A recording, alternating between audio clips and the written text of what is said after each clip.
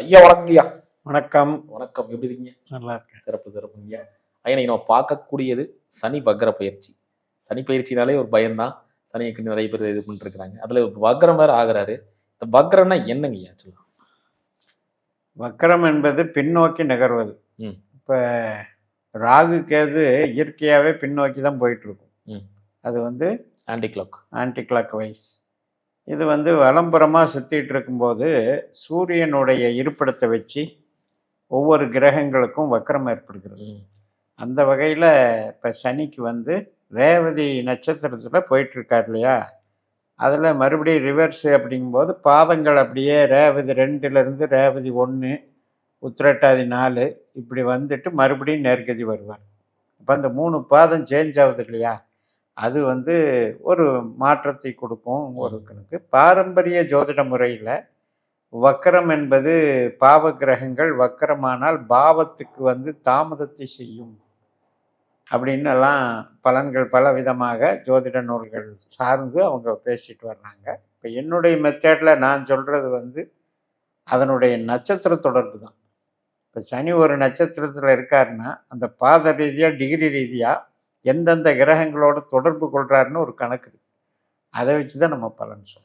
கண்டிப்பா ஐயா. இப்போ சனி பகரம் ஆயிட்டாரு அப்படின்னா சில நட்சத்திரத்துல போய் உட்கார்றாரு. இதனால நிறைய சம்பவங்கள் நடக்கும். அதாவது அவரோட வலு இழக்கிறாரா? ஏன் அப்படின்னா ஒரு கிரகம் நேர்கதியில் போகும்போது அது வந்து அந்த நட்சத்திரத்தினுடைய தன்மையை வந்து கரெக்டாக பாசிட்டிவாக செஞ்சுட்டே இருப்பார். இப்போ ரேவதி 2ல் இருக்கிற கிரகம் சனி ரேவதி 1க்கு வந்தால் அம்சமே மாறும். ரேவதி 2ங்கிறது மகரத்தில் அம்சத்தில் சனிக்கு மகர நவாம்சம் விழுகும். ரேவதி 1ங்கிறது தனுசு நவாம்சம் விழுகும். உத்திரட்டாதி 4ன்னு ரிவர்ஸ் வரும்போது விருச்சிக நவாம்சம் விழுகும்.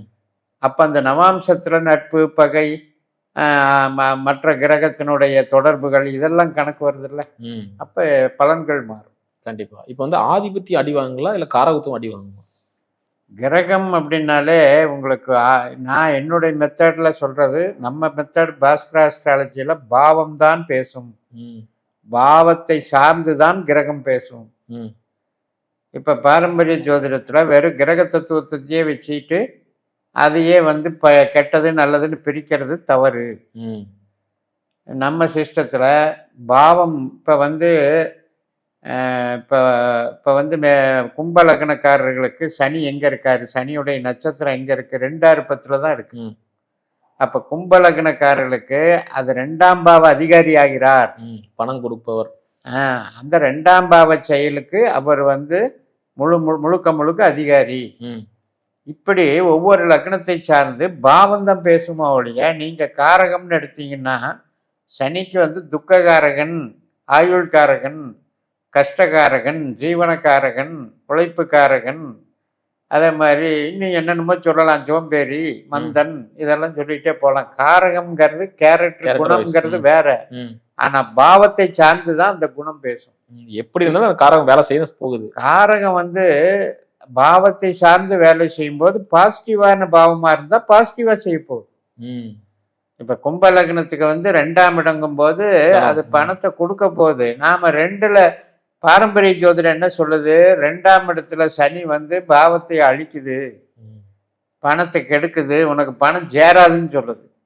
நம்ம மெத்தட் என்ன சொல்லுது, அதுக்கு தான் அதிகாரி, பணம் கொடுக்குற பொறுப்பே அதுக்கு தான் இருக்குன்னு சொல்கிறோம். அப்போ இதை பாவ ரீதியாக பார்க்குறதா முழுமையான ஜோதிடம். கண்டிப்பாக கண்டிப்பாங்க, ரொம்ப அற்புதமாக சொன்னீங்க. ஏன்னா கிட்டத்தட்ட 12 ராசிகள் இருக்கு. தனித்தனியாகவே நம்ம ஒவ்வொரு ராசிகளுக்கு பலன்கள் பார்த்துடலாம். எப்போ ஆரம்பிக்குதுங்க இது வந்து இந்த ஜூலை 27ஆம் தேதி வக்கரகதி ஆரம்பிக்குது. அதே மாதிரி டிசம்பர் 11ஆம் தேதி முடியும். மொத்தம் 138 நாட்கள். கிட்டத்தட்ட 138 நாட்கள் வக்கரமா இருக்க போகுது. எந்தெந்த ராசிகளுக்கு யோக தருவாரு, அவயோக தருவாருன்னு நம்ம பார்க்கலாம். அதாவது இப்போ நம்ம உதாரணத்துக்கு இப்போ சனிப்பெயர்ச்சி பலன்னு ஒன்று சொல்லியிருப்போம். ஆமாம். அதில் வந்து மேஷத்துக்கு 12ல் இருக்கு, சிம்மத்துக்கு 8ல் இருக்கு, தனுசுக்கு அர்த்தாஷ்டமாக இருக்கு. இப்போ இந்த 3க்குமே கெடுதலான பலன் சொல்லிட்டு இருப்போம். நான் என்ன சொல்கிறேன், அது வந்து சனி வந்து 2.5 வருஷம் மீன ராசியில் போயிட்டு தானே இருக்கு. அந்த 2.5 வருஷமும் ஒரே வேலையை செய்யுமா அப்படின்னா சந்தேகம். செய்யாது. 4ஆம் இடத்துல இருக்கு, ஆனால் அந்த 4ஆம் இடத்துல 3 நட்சத்திரம் இருக்கு. ம் அந்த நட்சத்திரத்துக்குள்ள உள்பிரிவுகள் நிறைய இருக்கு. ம் அந்த நட்சத்திரத்தை 9 உபநட்சத்திரம் இருக்கு. அப்ப அதன் மூலமாக ஒவ்வொரு ஜாதகருக்கும் பலன்கள் வேறுபடுகின்றன. ஒருத்தருக்கு பாசிட்டிவா நடக்கலாம், ஒருத்தருக்கு வந்து ரொம்பவுமே பாதிப்பு கொடுக்கலாம், ஒருத்தருக்கு வந்து அது சம்மந்தமே இல்லாம நியூட்ரலா போயிடலாம். ம் உண்மையிலேயே நம்ம கோச்சாரம் பார்க்க வேண்டியது உங்களுக்கு சனியினுடைய தசா புத்தி அந்தரம் இருந்தா மட்டும் பாருங்கன்னு தான் நான் அதாவது சனி எப்பவுமே தசா சொல்றேன். புத்திக்கு அந்த ஆமா, அந்தரம் நடக்கும். அந்தரமோ சூட்சுமமோ ஏதோ ஒண்ணு நமக்கு ரன்னிங்ல இருக்கணும். கண்டிப்பா. இருந்தால் இந்த பலன் பொருந்தும். அப்படி இல்லாம அத்தனை உலகத்துல இருக்கிற அத்தனை பேரையும் இந்த சனி வந்து பிரச்சனை பண்ணுவாரோ அல்லது இப்ப அள்ளி கொடுத்துருவாருன்னு சொல்ல வேண்டிய அவசியமே இல்லை. கண்டிப்பா கண்டிப்பா அழகா சொன்னீங்க. இப்போ ஒவ்வொரு ராசிகளுக்கான பலன்களை பார்த்துடலாங்க.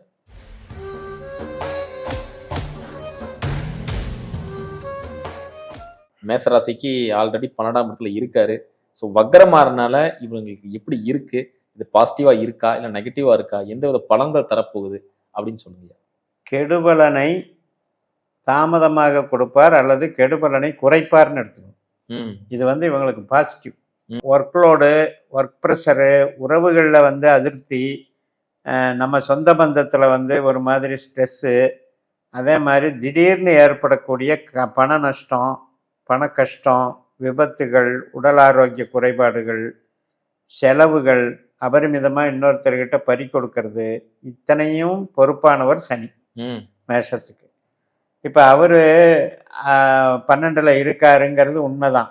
யாருக்கெல்லாம் சனி திசா புத்தி அந்தரம் நடக்குதோ விரை சனி நடக்குதுன்னு நம்ம சொல்கிறோம். அப்போ விரை சனிக்கு உண்டான பலனை கொடுப்பாரு தான். ஆனால் எப்படி கொடுப்பாருன்னா அவர் சார்ந்த நட்சத்திரத்தின் வழியாக கொடுப்பார். ம் இப்போ புதன் சார்ந்த விஷயத்தை தான் செய்வார். புதன் நட்சத்திரம் ரேவதி.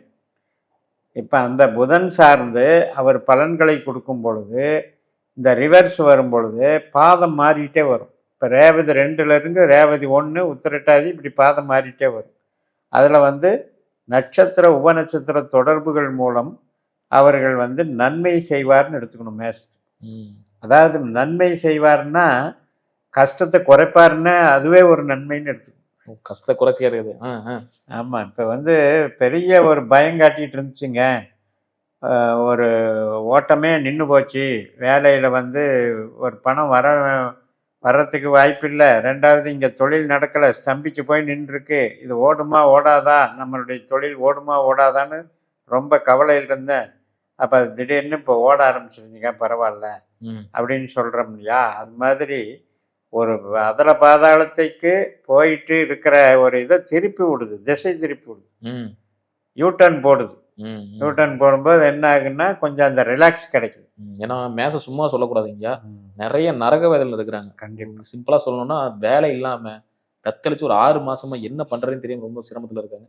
இந்த கடன் மேல கடன் வாங்கி குடிக்கும் தலைமுறை வாழ்க்கைக்கெல்லாம் மேசம் போயிட்டாங்க. ஸோ அவங்களுக்கு தான் மெயினா நம்ம வந்து பேசக்கூடிய நடக்க போகுதுங்க. இப்போ இந்த வக்ரத்தினால இந்த பலன்கள் நிக்குமா, இல்ல வந்து அடுத்தடுத்து ஒரு வேலை நினைச்ச வேலைக்கெல்லாம் போக முடியுமா? நினைச்ச வேலைக்கெல்லாம் போகலாம். மாற்றங்கள், மாற்று வேலைகள் கிடைக்கும், கடனை தீர்ப்பதற்குண்டான ஒரு ரூட்டு கிடைக்கும். இன்னொருத்தராவது கடன் கொடுத்து நீ இதை அடைப்பா, நான் உதவி செய்கிறேன் அப்படின்னு சொல்ற மாதிரி ஒரு ஆறுதல் கிடைக்கும். இந்த வக்கரம் வந்து இவங்களுக்கு வந்து ஒரு பெரிய ப்ளஸ் பாயிண்ட் தான்.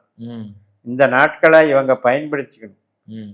மறுபடியும் ரீஸ்டார்ட் ஆவர்ல, அதுக்குள்ள உஷாராயிக்கணும். கண்டிப்பா. ஏன்னா மறுபடியும் உத்திரட்டாதி 4ஆம் பாதம் போயிட்டு இந்த டிசம்பர் 11ஆம் தேதியிலிருந்து நேர்கதியில மறுபடியும் ஆரம்பிப்பார். அப்ப மறுபடியும் நமக்கு அது வந்து இப்ப இதே நிலையில வச்சிருந்தா இன்னும் கொஞ்சம் மைனஸ் எச் ஆயிடும். இதுல இருந்து கொஞ்சம் ரெக்கவர் பண்ணிட்டீங்கன்னா கொஞ்சம் தாக்கு பிடிச்சிக்கலாம்னு சொல்லலாம். ஏன்னா இப்ப ஃபீல் பண்றாங்க, நம்ம சம்பாதிக்கும் ஒரு 4 காசு சேர்த்து வச்சிருக்கலாம், அநியாயமா நம்ம வந்து ஓவர் செலவு பண்ணிட்டோம், ஃப்ரெண்டுகளுக்கு உறவினர்களுக்கு செலவு பண்ணிட்டோம், இன்னைக்கு நம்மளுக்கே ஒரு பிரச்சனை வரும்போது யாரும் நிக்க மாட்டேங்கிறாங்க. அதாவதுங்க இப்ப இந்த சனி திசை அவங்க ஜாதகத்துல வந்து இதே 8-12 விருச்சிகத்திலேயோ மீனத்திலேயோ இருக்கிற வந்து சனி திசை நடந்தவங்களுக்கு தான் படாத பாடு. ஏன்னா அவங்களுக்கு பார்த்தீங்கன்னா குழந்தைகள் வழி பிரச்சனை அல்லது குழந்தை பெறுவதற்காக பிரச்சனை, செலவு, இப்படியெல்லாம் பண்ணி ஒரு ப்ராப்ளத்தை பண்ணிடுச்சு. பூர்வீகத்தில் வந்து பல சிக்கல், பூர்வீகத்தில் வந்து இருக்கு ஆனால் உனக்கு தரமாட்டேன் அப்படிங்கிற மாதிரி. அதே மாதிரி இப்போ கணவன் மனைவி உறவு சார்ந்த விஷயத்தில் ஒரு ஒற்றுமையே கிடையாது. எதுக்கு எடுத்தாலும் பிரச்சனை பிரச்சனை பிரச்சனை. ஏன்னா இவங்களுக்கு வந்து 7ஆம் வீடுங்கிறது வந்து துளாராசி. ம் இந்த துளாராசியிலிருந்து எண்ணி பாருங்க, மீனம் வந்து 6வது வீடு. அவர் நின்ற நட்சத்திரம் ரேவதி. அந்த ரேவதிக்குரிய புதன் வந்து 12வது வீடு. அப்போ என்னன்னா கணவன் மனைவிக்குள்ள பரஸ்பர அந்த ஒற்றுமைகளே கொலாப்ஸ் ஆயிடுச்சு. 2 பேரும் வேலை பார்க்கும்போது சரி நான் பட்ஜெட் உதைக்குது, உடனே உன்னால தான் வந்தது, என்னால் தான் வந்து சண்டை பிரச்சனை, ஈகோ பிரச்சனை. இப்படியே வந்து பொருளாதாரம் சார்ந்து தான் ஒவ்வொரு பிரச்சனையும் உறவுகள் பாதிக்கப்பட்டு கொண்டு போகுது. ஒரு சிலருக்கு ஹெல்த் இஷ்யூஸ் வந்து அதன் மூலமாக கடன் நெருக்கடிகள் அதிகமாகிறதும் உண்டு. பட் இதெல்லாம் வந்து இந்த வக்கரத்தில் ரிலீஸ் ஆகுதுங்க. அதாவது உதவிகள் கிடைக்கும், அதை வச்சு ரெக்கவர் பண்ணிக்கோங்க. இந்த சமயத்தில் வந்து நீங்கள் வந்து என்ன சொல்கிறதுனா, கொஞ்சம் ஏதாவது உதவிகள் கிடைச்சதுன்னா கடனை அடைக்கிறதுக்கு பாருங்கள். மறுபடியும் கடனை வாங்கிக்காதீங்க. கொஞ்சம் ரிலாக்ஸ் ஆகுதுன்னொடனே கடனை வாங்கிக்கிறக்கூடாது. ஆனால் இப்போதே உங்களுக்கு ஆக்சுவலாக தெரியுதுங்க ஐயா, யார் நல்லவன், யார் முகமூடி போட்டு சுற்றுறான். ஏன்னா இவங்களை நிறைய பேர் யூஸ் பண்ணிட்டாங்க. ஒரு பிரச்சனைக்கு கூப்பிடுறது, இந்த பிரச்சனையை ஷார்ட் அவுட் பண்ணுறதுக்குள்ளே இவங்களை யூஸ் பண்ணிட்டாங்க. ஏன்னா இவங்களுக்கு ஒரு பிரச்சனை வரும்போது யாருமே வந்து நிற்கலை. ஸோ இப்போ வந்து யதார்த்தம் என்னங்கிறது அவங்களுக்கு வந்து தெரிய ஆரம்பிச்சிருக்குது. இனியாவது நல்லபடியாக பொழைக்கணும்னு ஒரு எண்ணத்தோடு இருக்கிறாங்க. ஆனால் நீங்கள் சொன்ன மாதிரி வழி வந்து கிடைக்க போகுது இல்லைங்களா? ரிலீஸ் கிடைக்கும். யாருக்கெல்லாம் வந்து சனியோ புதனோ அவங்களுக்கு வந்து 8-12 மறையாம இருந்தவங்களுக்கு நல்லது நடக்கும். இன்னும் கொஞ்சம் இம்ப்ரூவே ஆகும். சிறப்புங்கய்யா. ஐயா அதே மாதிரி இந்த திருமண வாழ்க்கைங்கய்யா, இனி வந்து வரன் பார்த்துட்டு இருக்கிறோம், நீ வந்து அமையலை அப்படின்னா இந்த காலத்தில் அமையறதுக்கான வாய்ப்புகள் எதுவும் இருக்கா? அதில் யாருக்கெல்லாம் வந்து ராகு குரு இவங்களுடைய திசா புத்தி மீட் ஆகுதோ அவங்களுக்கு கண்டிப்பாக அமையும். பட்டு ராகு வந்து பாசிட்டிவாக இருக்கார். இப்போ மேஷத்துக்கு லாபத்தில் இருக்கார். அதே சனி மட்டும் நடக்கிறவங்களுக்கு வந்து கொஞ்சம் தாமதமாகும். வக்கரம்னாலே ஒரு நினச்ச காரியம், பிளான் பண்ண காரியம் தள்ளி போகுதுன்னு அர்த்தம். அதுதான் வக்கரத்தில் சிறப்பு. தடை. அதாவது நடக்கும், லேட்டாக தான் நடக்கும் அப்படிங்கிற மாதிரி. சரிங்க. இப்போ திருமணம் ஆனவங்களுக்கு கருத்து வேறுபாடு கம்மியாகுமா? கம்மியாகும். அதே நேரத்தில் கொஞ்சம் விட்டு கொடுத்து போகணும். இப்போ கிட்டத்தட்ட டைவர்ஸ் வரைக்கும் போனவங்கெல்லாம் கூட ரீகன்சிடர் பண்ணிக்குவாங்க. சரி வேணாம், சேர்ந்து வாழலாம் அப்படிங்கிற அளவுக்கு ரீகன்சிடர் பண்ணுவாங்க. அதுலேயும் பாசிட்டிவ் நடக்கும். இந்த சுயதொழில் ஆரம்பிக்கலாமா? சுயதொழில் அப்படின்றது வந்து சனி நடக்கிறவங்களுக்கு பண்ணவே கூடாது. சனி திசை புதன் திசை நடக்கிறவங்களுக்கு வந்து ஒருவேளை அவங்களுடைய ஜாதகத்தில் 2ஆம் இடத்துலையும் 6ஆம் இடத்துலையும் 10ஆம் இடத்துலையும் கிரக தொடர்பு ஏற்பட்டிருந்தால் மட்டும் சனி புதனை சப்போர்ட் பண்ணும். மற்ற எங்கே இருந்தாலுமே வந்து சனி புதன் வந்து இவங்களுக்கு சொந்த தொழில் வந்து மேல் மேல் விருத்தி ஆகிறதுக்கு வாய்ப்பு கொடுக்காது. சரிங்க. இப்போ நீங்கள் இப்படி சொல்கிறீங்க, இருந்தாலும் பரவாயில்ல, என் சம்சாரம் பேர்லையோ இல்லை எங்கள் அம்மா பேர்லையோ அண்ணன் பேர்லையோ இல்லை அப்பா பேர்லையோ இவங்க பேர் யாரு ஓனரோ அவங்க ஜாதகம் பேசும்ல. ஆனா அவங்களோட பேர்ல போட்டு ஓபன் பண்ணி நம்ம வேலை செய்யலாமா? அவங்க ஜாதகம் நல்லா இருக்கணும்ல. புரியுது. அவங்களும் மேசராசியா இருந்தா என்ன பண்ணணும்? அம்மா பேர்ல நடக்குதுன்னு வைங்க, மேசராசிக்கு 4ஆம் இடம் எது? கடகம். கடகத்துக்கு 10ஆம் வீடு எது? மேசம். இப்ப அம்மா பேர்ல தொழில் நடக்கணும் அப்படின்னா இப்ப சனி 9ல் தானே இருக்கு. எப்படி நடக்கும்? அங்க சரியில்லைன்னு அர்த்தம். சரி, மனைவி பேர்ல நடக்கிறதுக்கு வாய்ப்பு இருக்கு. ஏன்னா 7ஆம் இடத்துக்கு இது 6ஆம் வீடு. சரி, மனைவி பேர்த்துக்கு இப்போ பண்ணலாம். மனைவி வந்து ஒத்துழைப்பு இருக்கணும். அவங்களுக்கும் சனி திசை நடக்கணும். நடந்திருந்தால் அது சூட்டபிளாக இருக்கும், வேலை நடக்கும். இவங்களுடைய சனி திசை அவங்களுக்கு சாதகம். இதெல்லாமே கொஞ்சம் டெட்லி காம்போ தான், ரொம்ப ரேரான. அது அந்த காலத்துலங்க எல்லாம் வந்து இப்போ உன் ராசிக்கு சரியில்லையா, வேற யார் ராசியாவது போட்டு இது குறுக்கு வழியில் அதை பண்ணிடலாம் இதை பண்ணிடலான்னாங்க. தீதும் நன்றும் பிறர் தர வாராங்கிறது தான் எங்களுடைய பாஸ்கர் ஆஸ்ட்ராலஜியினுடைய கான்செப்ட். கர்மாவை கடந்துதான் தீதும் நன்றும் பிறர் தர வாரான்னா நீங்கள் என்ன மாதிரி மாற்று ஏற்பாடுகள் பண்ணாலும் நான் அதை ஆக்டிவேட் பண்ணுறேன் டீஆக்டிவேட் பண்ணுறேன், ஒன்றும் அங்கே நடக்காது. எது நடக்கணுமோ அது நடக்கும். எது அங்கே புள்ளியில் ஆல்ரெடி ரிட்டனோ அதை தெரிஞ்சுக்கிறதுக்கு ஜோதிடம் உதவுது. இதனால் தெரிஞ்சு என்ன லாபம் அப்படின்னா, நீங்கள் இந்த மாதிரி கேட்குறீங்க இல்லையா, நான் அதை தொழில் தொடங்கலாமாங்கிறதுக்கு அதுக்கு பதில் சொல்லிடுது. அக்காம அதை ஃபாலோ பண்ணிட்டு போயிட்டா நமக்கு பணம் மிச்சம். கண்டிப்பா கண்டிப்பா. நேரங்கள் அது கேட்பாங்க ஐயா, இப்போ அந்த மாதிரி விஷயம் நடந்துட்டு இருக்கு அப்படின்னா ஒருவேளை இவங்க பேர்ல எடுக்கலாமா அப்படின்னு ஒரு ஐடியா இருக்கும். ஊர்ல இருக்கிற எல்லாருமே கவர்மெண்ட் வேலை போய் ஆசைப்படக்கூடாது. எல்லாருமே இன்ஜினியர் டாக்டர் ஆகணும்னு ஆசைப்படக்கூடாது. எல்லாருமே வந்து அரசியல்வாதி ஆகணும்னு முடியாது. ம், ம். அப்ப என்ன இருக்குன்னு தெரிஞ்சுக்கிறதுக்கு ஜோதிடம் தேவையில்லையா? கண்டிப்பா. அதை தெரிஞ்சுக்கிட்டு நமக்கு 360 டிகிரியில ம், கொடுப்பினைன்னு பேர். ம், பண கொடுப்பினை, உறவுகள் கொடுப்பினை, ஆரோக்கிய கொடுப்பினை, ம், புத்திரபாக்கிய கொடுப்பினை, ம். ஆயுள் கொடுப்பினை. இந்த 5 விஷயம்தான். இந்த 5 விஷயத்த ஒரு தடவை கன்சல்ட் பண்ணி தெரிஞ்சுக்கிட்டீங்கன்னா ரூட்டு கிளியரு. ம், அதில் இருக்கிற சாதக நட்சத்திரம் பாதக நட்சத்திரம் தெரிஞ்சு போயிடுது. ம். அதை வச்சு நீங்கள் பாட்டுக்கு டைம் டேபிள் போட்டு வாழ்க்கையை ஓட்டலாமே. அதை விட்டுட்டு இது மாறிடுமா, அந்த பயிற்சி வந்துடுமா, அது ஓடிடுமான்னு ஒன்றும் ஓடாது. கண்டிப்பா. ஐயா ரொம்ப முக்கியமான ஒரு சப்ஜெக்ட். இப்போ என்னன்னா நண்பர்கள் நம்பலாமா? நண்பர்களை நம்பினால் நண்பர்களுக்கு நல்லது. நண்பர்களுக்கு நல்லது. ஓகே. 11ஆம் இடத்துக்கு 2ஆம் இடம், ம், ம், இவருக்கு விரயம். ம். அப்படின்னா என்ன அர்த்தம்? அவங்களுக்கு ஆதாயம். ஆமா, உங்களுடைய செலவு அவருடைய பாக்கெட்டில் வரவு. ம். அந்த கேள்விக்கு அதுதான் பதில். உறவினருக்கு ஐயா? உறவினர்னு எடுத்துக்கிட்டாலுமே இப்ப அவங்க பயன்பட மாட்டாங்க. ம், இப்ப 4ஆம் இடத்துலையும் 8ஆம் இடத்துலையும் 12ஆம் இடத்துலையும் தான் இவங்களுக்கு ஆகாதுன்னு சொல்றோம். ம், அந்த 4ஆம் இடம் தான் உறவுகள். ம், இப்ப அங்க 10ஆவதுக்கு குரு வேற உட்கார்ந்துக்கிட்டாரு. ம். 4ஆம் இடத்துல குரு உட்கார்ந்துட்டாரு. அவரு சனிசாரம் வாங்கி தான் போக போறாரு ம். பூசத்துல. பூசத்துல. அப்ப அந்த பூசம் 12ல காமிக்குது. ம், அப்ப எப்படி இந்த 4, 12 எல்லாம் எப்படி ஒத்துழைக்கும்? இவங்களை பொறுத்த வரைக்கும் நான் என்ன சொல்றேன்னா, ஒரு தனியா ஒரு சேவகன் மாதிரி நினைச்சுக்கணும். ம், இப்போ ஒரு மிலிட்ரியில கொடுத்த வேலையை செஞ்சுட்டு பேசாம இருக்காங்க பார்த்தீங்களா? அந்த மாதிரி இவங்க தன்னைத்தானே ஒடுக்கிக்கிட்டு தன்னுடைய நேரத்துக்கு தன்னுடைய வேலையை செஞ்சாங்க அப்படின்னா, டிசிப்ளினை காப்பாற்றிக்கிட்டாங்கன்னா இவங்களுக்கு பாதிப்புகள் குறையும். ம், அதை விட்டுட்டு வீண் கற்பனைகள் தேவையே இல்லை. ம். இது எல்லாமே நான் சொல்றது சனி திசை, ம். புத்தி, அந்தரம், சூட்சுமம் இந்த நடக்கிறவங்களுக்கு இது பொருந்தும். சூப்பருங்க. ரொம்ப அழகா சொன்னீங்க. இந்த நம்ம மேசராசி நேயர்கள் இருப்பாங்க. இவங்களுக்கு ரொம்ப கவனமா இருக்கணும். இந்த விஷயம் மட்டும் கொஞ்சம் ஜாக்கிரதையா இருங்க அப்படின்னா என்ன மாதிரி விஷயங்கள் இருக்கு? சனி கெட்டவர். ம், கெட்டவருக்கு போய் வழிபடாதீங்க. ம், சனி வந்துருச்சு, நான் திருநள்ளாறு போயிட்டு வர்றேன். ம், அதே மாதிரி முனீஸ்வரர், ஆஞ்சநேயர், கருப்பராயன், ஐயப்பன் இதெல்லாம் தெய்வங்கள், சனிக்குண்டான தெய்வங்கள்.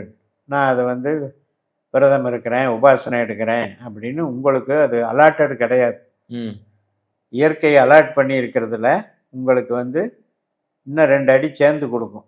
ம், இந்த ஜியோசென்ட்ரிக் மெத்தடில் உங்களுக்கு கதிர் ஆற்றல், ஒவ்வொரு கிரகத்தினுடைய கதிராற்றலை வச்சு தான் நம்ம முன்னோர்கள் சேத்திரங்களை வச்சுருக்காங்க. கண்டிப்பா. அப்போ அந்த கதிராற்றலில் சனியினுடைய ஆற்றல் இருக்கிற இடத்துல நம்ம போய் என்ன வேண்ட முடியும்? இப்போ உங்களுக்கே அவர் தண்டனை கொடுக்குறவாருன்னு தெரியுது. அங்கே போய் மறுபடியும் நீங்கள் அந்த எனர்ஜியை ரிசீவ் பண்ணீங்கன்னா அதனுடைய வேல்யூ இன்க்ரீஸ் ஆகும். அதாவது நெகட்டிவ் எனர்ஜி இன்க்ரீஸ் ஆகும். அப்ப சனி பக்கமே நம்ம போகக்கூடாது. ம். ஆனால் தான தர்மம் பண்ணலாம். ம், யாருக்கு பண்ணணும்? சனியினுடைய பிரதிநிதிகளுக்கு பண்ணணும்.